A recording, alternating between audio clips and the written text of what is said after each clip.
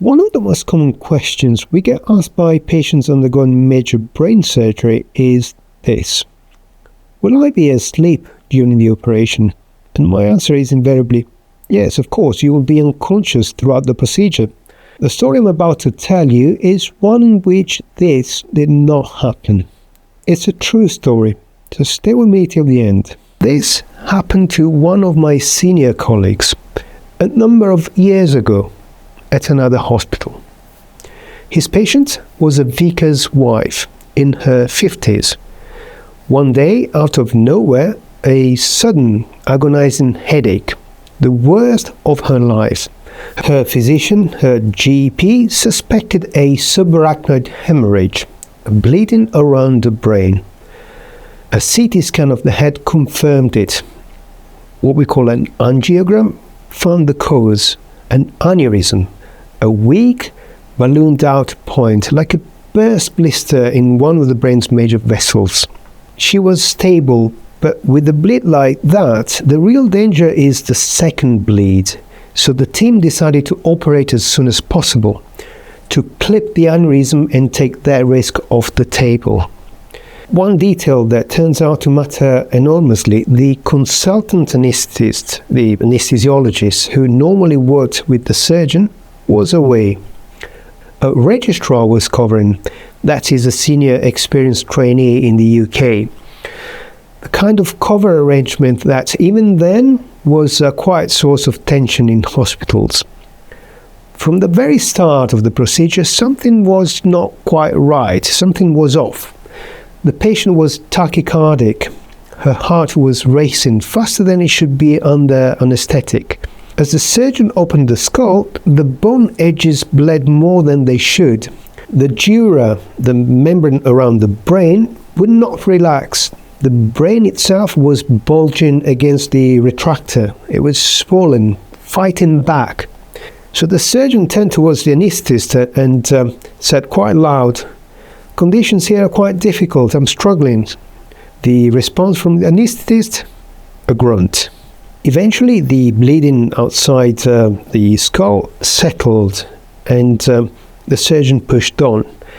He feared that the aneurysm itself had already re-bled. So he worked his way down to the aneurysm, and there it was, angry, red, tense, but it was intact. It didn't burst again. The surgeon's assistant, looking at the aneurysm, said it looked about to burst. Well, it didn't. The dissection went cleanly. The clip was positioned properly onto the aneurysm, and the aneurysm was secured. And then something remarkable happened. The brain, that until then was swollen and fighting the retractor for the entire operation, suddenly went slack. The tachycardia vanished. The heart rate of the patient came down. The surgeon mentioned this to the anesthetist. The anesthetist muttered something about adjusting the ventilator. Then they closed the scalp and they took the patient off the table. About 30 minutes later, in recovery, the patient was awake. She was alert. Her sense of humor came back. She looked at the surgeon and said, "Doctor, you seem awfully concerned about me." And he admitted it had been a very difficult operation. And she said, "I know." He asked how she could possibly know that. And she said, "I heard all of it. I was awake throughout the operation."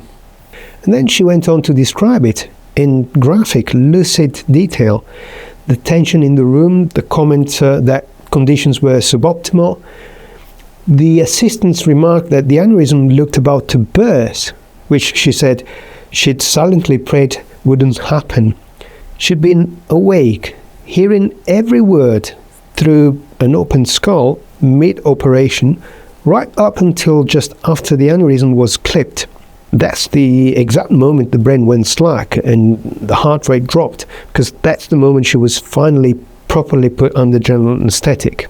And here's the detail that still gets me every time I tell this story.